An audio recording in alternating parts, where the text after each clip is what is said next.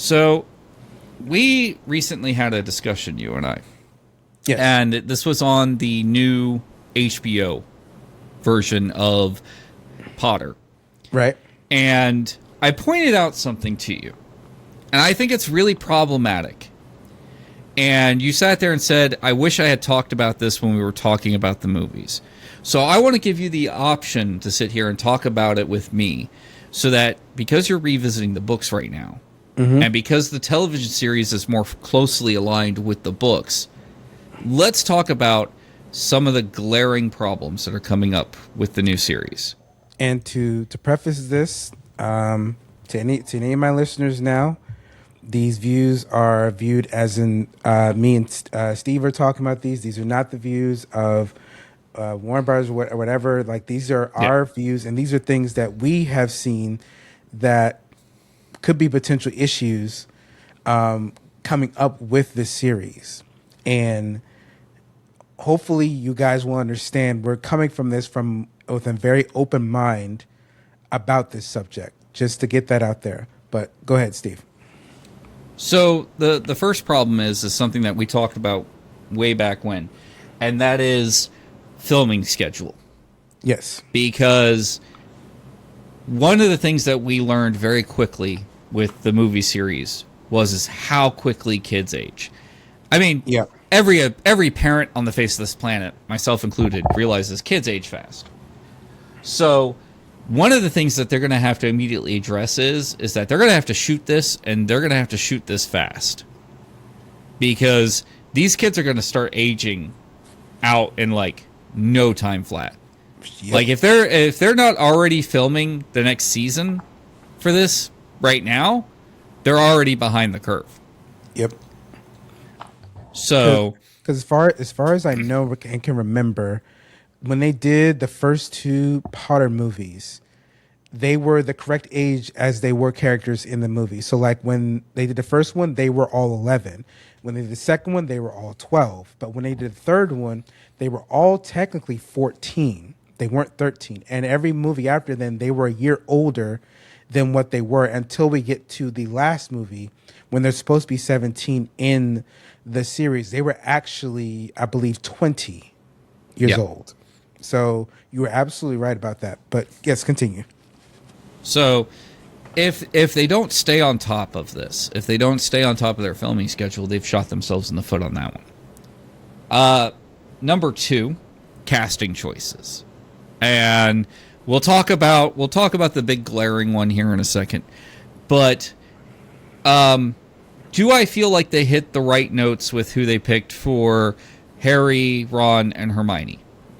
For the most part, I feel okay. I feel finally we have a Hermione who more matches the books. Yes. Her description is definitely more matched. I'm not sure about the kid who plays Harry. His acting chops feel very rough, but then so were Daniel Radcliffe's. I think really the only one who really feels like it hit right for me was the kid who plays Ron. They stumbled upon the same thing that they stumbled upon when they got Rupert. They found a Ron right out of the box who fits that mold fairly well.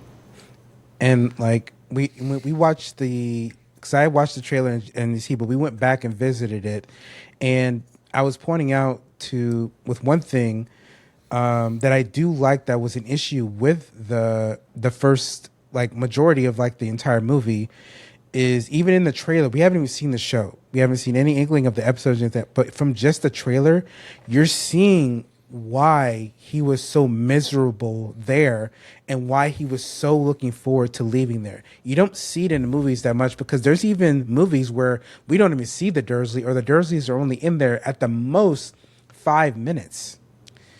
But we're probably going to get an entire episode of what's happening. And what you see in the trailer is he's being bullied in school by his cousins. When he goes home, he's being relentlessly bullied there and by his aunt as well. Like he's being treated like absolute garbage.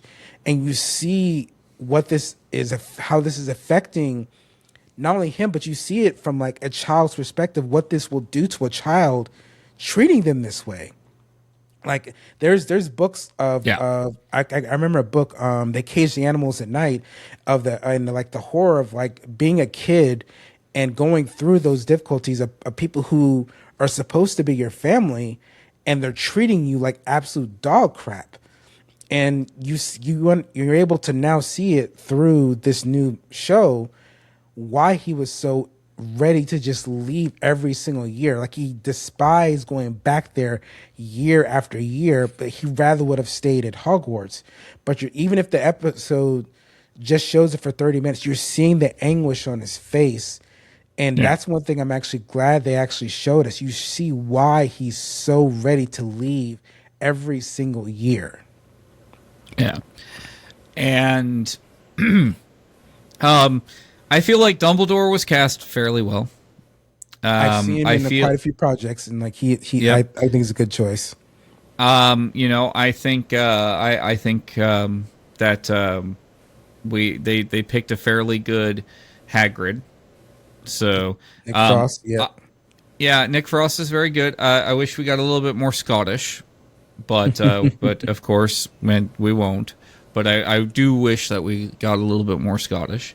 The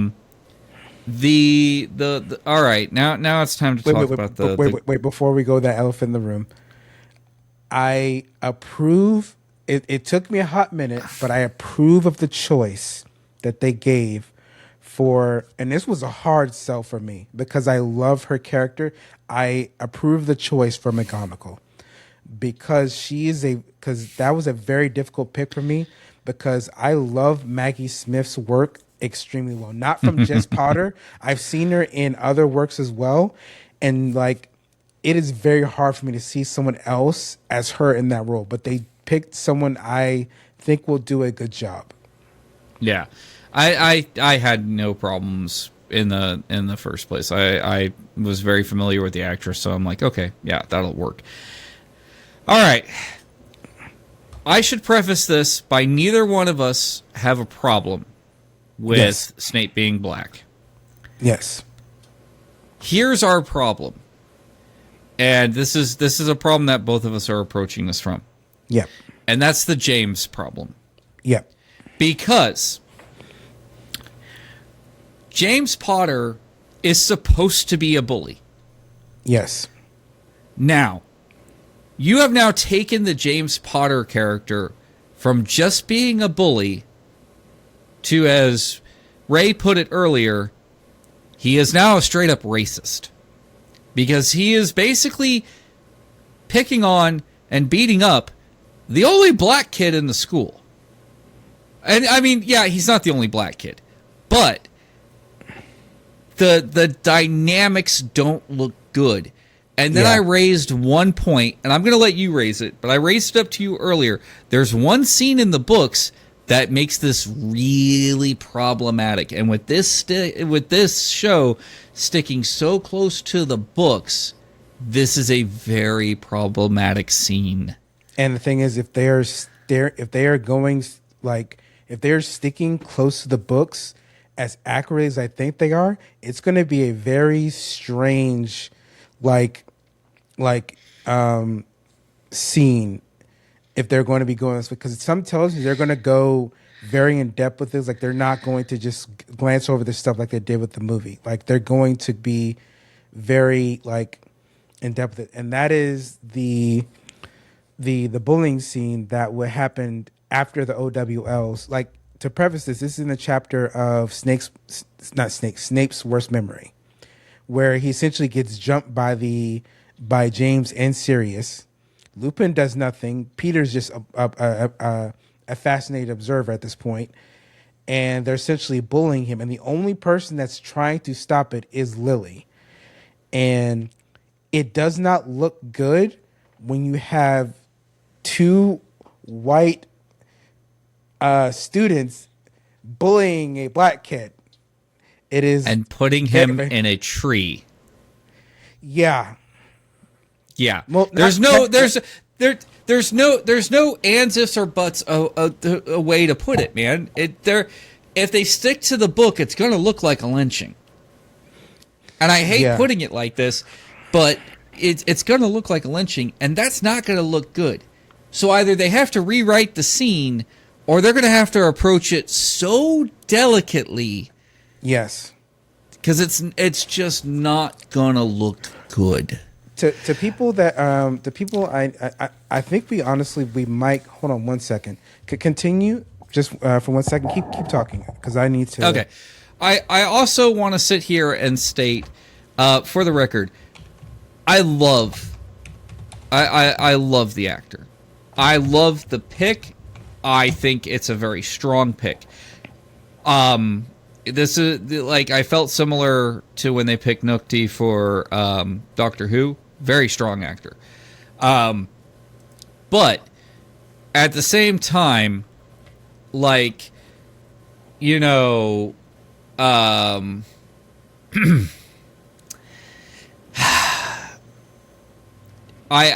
think I think they're doing Edisu a very big disservice. So But I will say, I will say, we also have a Snape who's the right age. I just had to look it up and re-verify it. He is 35. He is actually the perfect age to be playing Snape. So not only do we have a great actor with very strong acting chops who will do a great job, he's 35, he's the right age. He's got the for the most part his costume looks great. I don't agree with his hair and makeup choices. I think it's a little. I think they went too stereotypical. But that's just my feeling.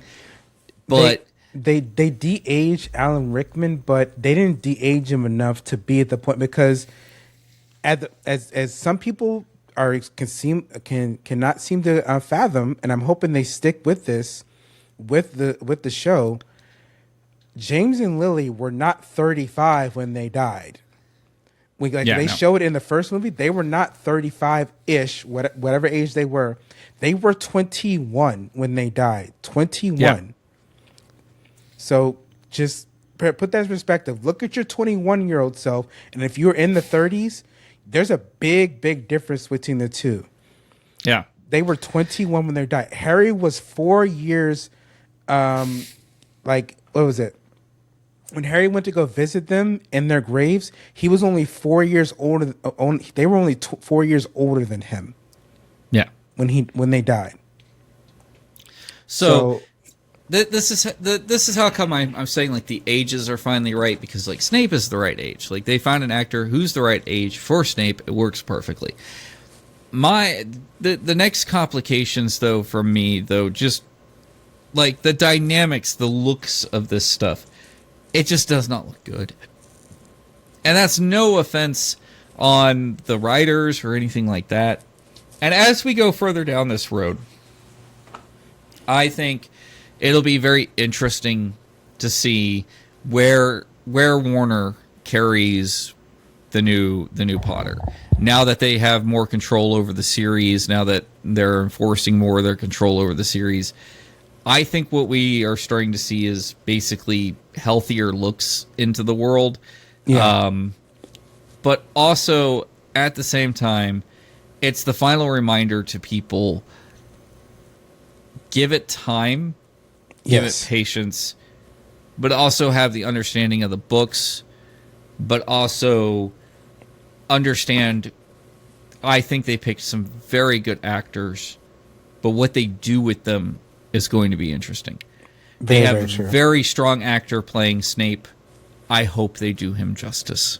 I truly hope they do that, and they back to what I was saying about like the treatment of him in like him being with the Dursleys. I'm hoping they show the things and the emotions that we could not see with the books and the movies in a way, because there were certain times in like the movies where, not the movies and the books, where he's supposed to be a depressive mess.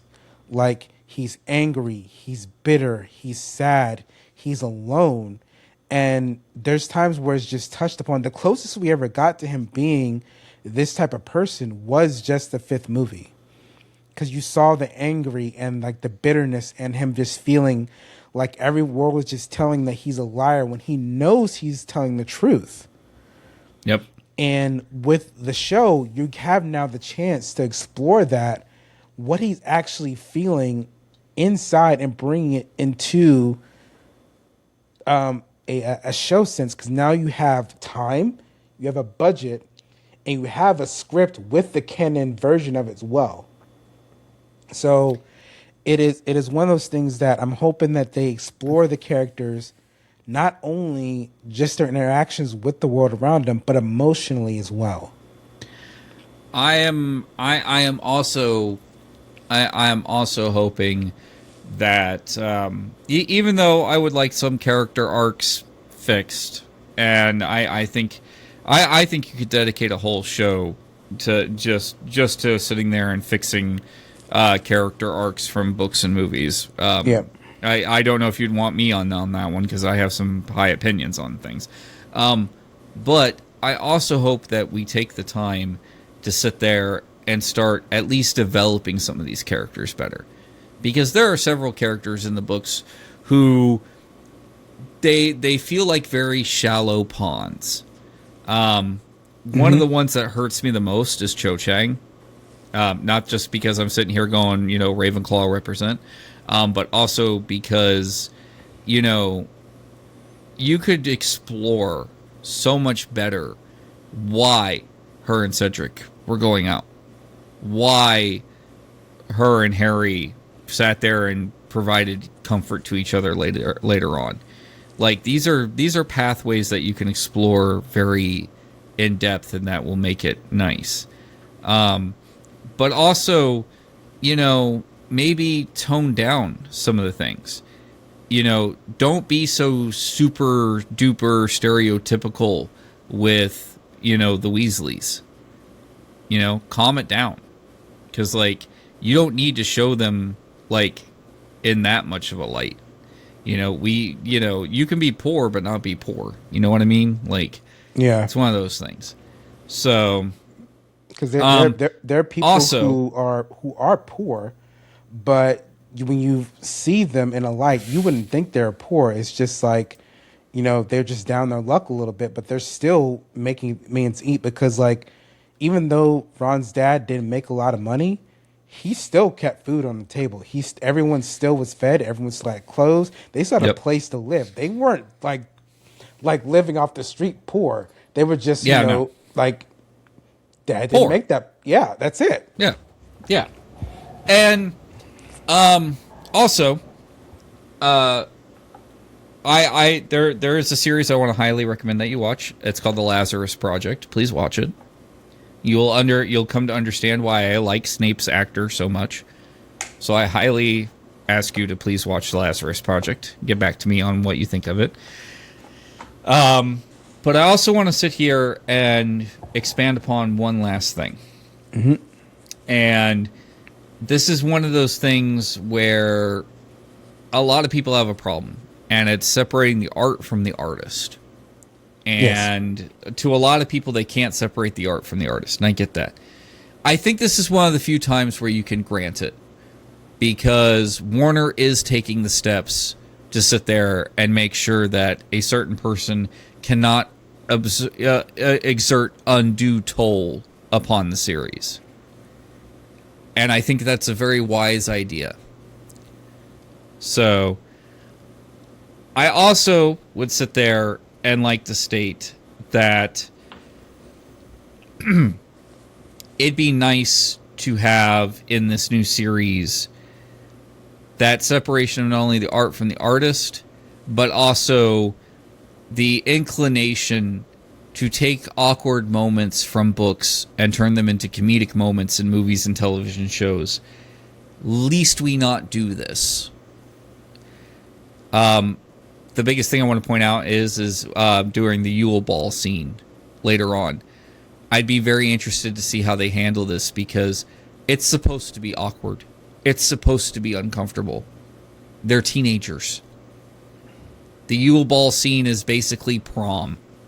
And tell me what person walked into prom knowing everything and being like, yeah, No, it doesn't I happen didn't like even that. go to mine. Just spoiler, Yeah. I didn't even go to mine. So Yeah. It's supposed to be awkward.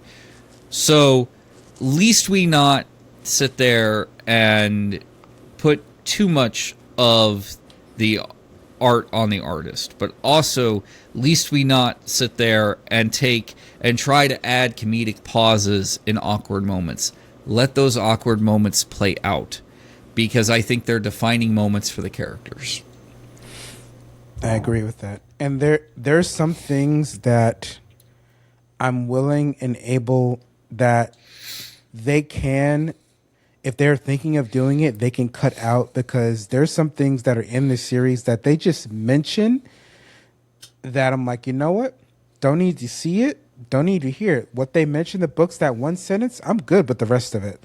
Like there is a, when in the fifth book, we find out, no, actually, we see Neville's parents, and Neville's Yep. grandmother talks about what happened to his parents. That's all the explanation that I need. I don't need to see that on the show about how it got to that point. I Yeah. don't. I'm more or less on the fence about Hagrid's journey in the fifth book, about why he had to go see the giants and all that. I don't need to see a fight between giants and then a head being chopped off on screen. I don't need to see that. Oh, we got a Game of Thrones it though, bro. Come on now. And I'm also very curious how they're going to play everything after the fourth book, because we get the unforgivable curses in the fourth book. After the fourth book, those curses show up in every single book in some type of way. And no matter what it is, in cinema, literature, movie, whatever it is, torture is not good in any type of way. So No. they're going to have to play this very, very lightly. They did it correctly in the movies. It was not extended. It wasn't like, it was just like a quick, and that's it. Yeah. It was not dragged out, which is why I don't want to see what happened with Neville's parents, even though I know it happened. They're Yeah, going to and play it very, very like gently. There's a very good thing in cinema where you pick your moments of when to show the audience and when to tell the audience, and that's one of those moments when you tell the audience, not show the audience. And I think moving forward, like, again, I realize the author of Potter is problematic. I realize also that there are problematic things in Potter. I say give the show time to sit here and try and fix it. Yeah. Put a little bit of faith in Warner. They have been better in more recent years, especially with getting this more and more under their control. I say give them time. Let's see what they're cooking. Let's see if they can save Potter from its own creator. And also, I just want to sit there and say that if we experience any pauses in the filming of this, I want to preface it right now that we should finally be okay if we have to replace a main cast member. Yes. Because they did it with Richard Harris, because he ultimately ended up dying. Yep, And they Michael found the Gambon. replacement rather quickly, but it took time for them to get them, because I'm pretty sure they wanted to get these movies out like a year of reading, but like from the second one to the third one, it was a 2-year waiting period. Yep. It's okay for these things to happen, because life happens. It happens, and they have to adjust accordingly. You shouldn't besmirch them. You shouldn't be like, when is it coming out? When is this happening? Just be patient. Yeah. They know they know what happens. Like, yeah.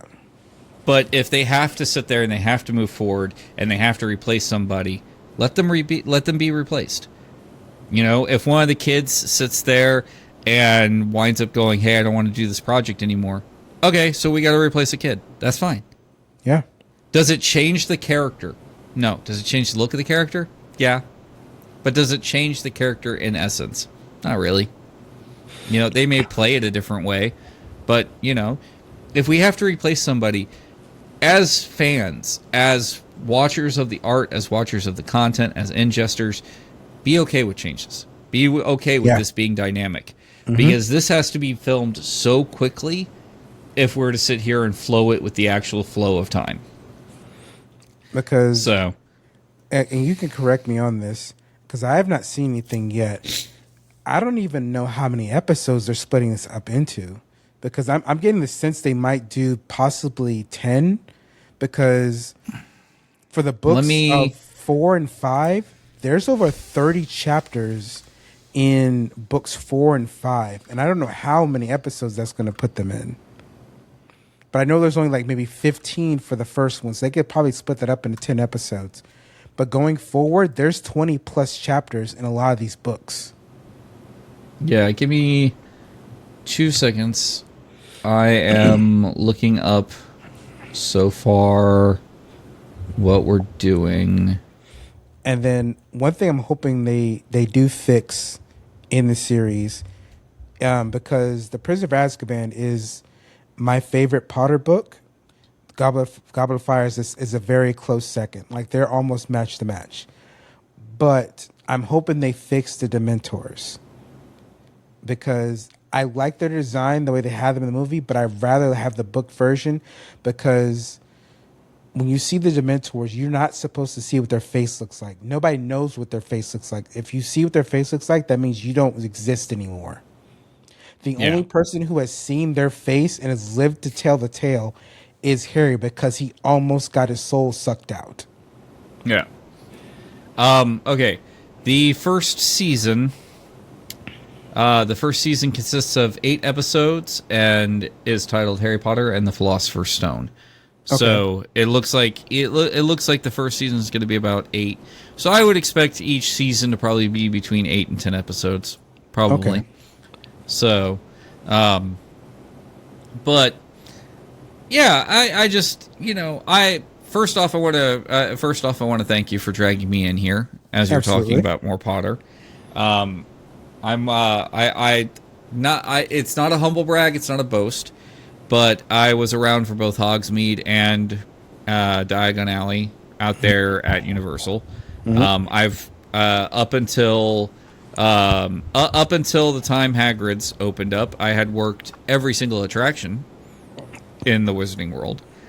So, but to say that Wizarding World is special to me is not an understatement. Especially seeing that's how I met this man. So, but also, I want to thank you for sitting there and giving me a chance to break your brain a little bit and to step in and give you a chance to talk and address about some of the things that you wanted to talk and address about since the release of your other episode. I also want to let people know, hey, one last time, What the Podcast, WTF ODCAST on YouTube. Come watch us. This man also takes part in it, so please come watch, enjoy. Also, lastly, and most importantly, please sit there, give a like, give a subscribe, hit the notification bell. There's that new button down there that sits there and lets you hype this. Hype it. Do the things all the way that you got to do. Yep. Sit there, make sure that you're doing all that. From myself, thank you so much. I'm going to let this man cut back over into his regular video so that he can sit there and do his wrap-ups and whatnot. I just had to do my part over here. But, folks, artists separate, enjoy things, enjoy the art for the art, and that's how we rock and roll. Thank you so much for watching. I appreciate you letting me be here. I'll let you get back to your regular content. And just to put this out, folks, this isn't the last time we'll be seeing him. We will see him again on this. We definitely will be here. But trust me, we've been friends way too long for me to not have him come back.